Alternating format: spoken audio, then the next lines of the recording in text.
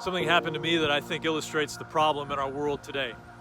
Just this morning I was reading, trying to better understand what happened in the Capitol yesterday, and I ran across a quote from C.S. Lewis in the Screwtape Letters, which is where the demons, the evil ones, try to mislead Christians, and it was under the title Dear Mr. Wormwood, which is the relationship, the sort of the head demon and the little demon trying to learn better how to deceive Christians. And it was a great quote. In fact, I thought, man, C.S. Lewis could have just written this yesterday. It was so perfect. And it turns out, in fact, that somebody did write it yesterday, and they just put under the title C.S. Lewis, the Screwtape Letters.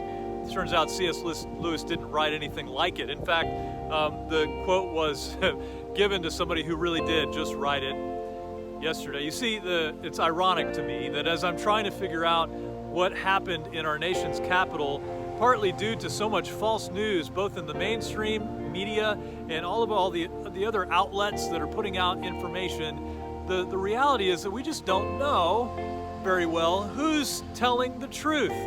From the president all the way down, politically speaking, we don't know who's telling the truth. If you're a Christian, you should be concerned about the truth. We want to know better who God is and what He desires for us to do in this world. He loves you.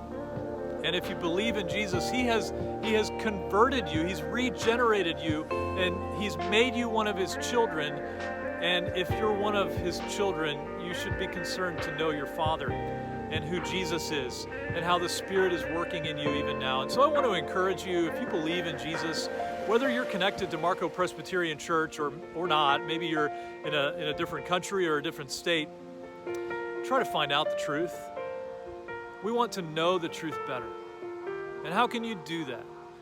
Well, we believe at Marco Presbyterian Church that the best way to know better what the truth is to know the Word, to read the Scriptures. And so I want to offer two specific ways that you can plug in and better know the truth. Number one is to attend, to engage, either online or in person, our Sunday morning worship services. Those happen at 9 or 10:30, either in person or online.